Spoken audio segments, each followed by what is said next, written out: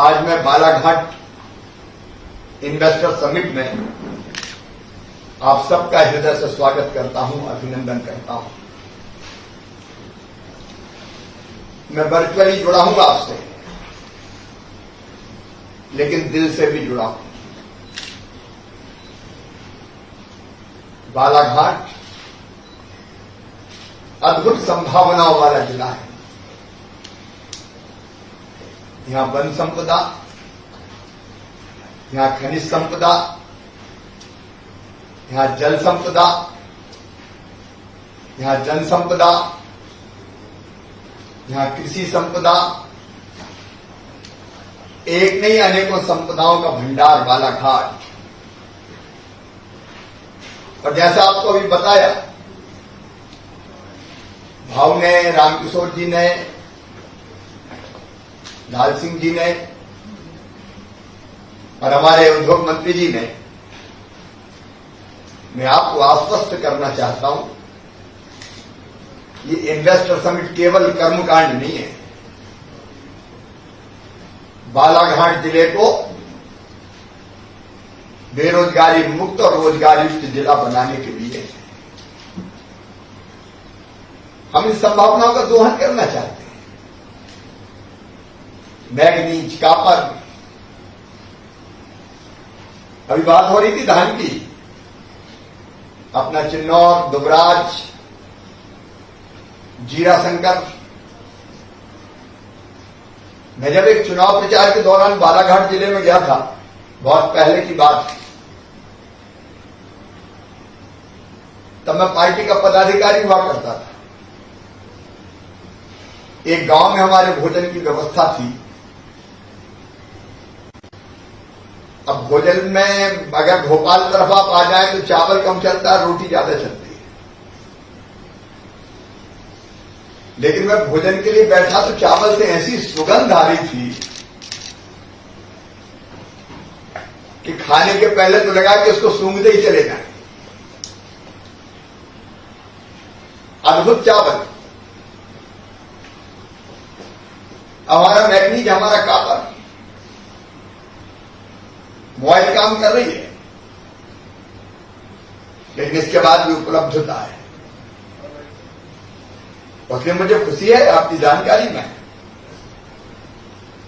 Messrs Ramnik power and allied limited Baroda कला में निवेश के लिए वो अपनी पूंजी लगा रही है। मैं उनको धन्यवाद देता हूं और आपको भी निमंत्रण दे रहा हूं। 30 एकड़ जमीन उनको हमने दी, अभी और जमीन हमारे पास है। हम उद्योग लगाने के लिए निवेश प्रोत्साहन सहायता दे रहे हैं। भूमि आवंटित में से 50% पे करते थे,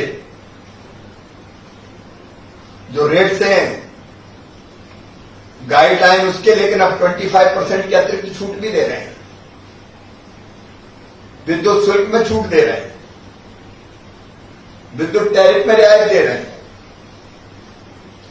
प्रदूषण नियंत्रण संबंधी वैधता 2 वर्ष के बजाय 5 साल की कर रहे हैं। अधोसंरचना विकास के लिए सहायता दे रहे हैं, अन्य प्रोत्साहन सहायताएं दे रहे हैं। और जैसा कि अब उद्योग मंत्री जी बता रहे हैं,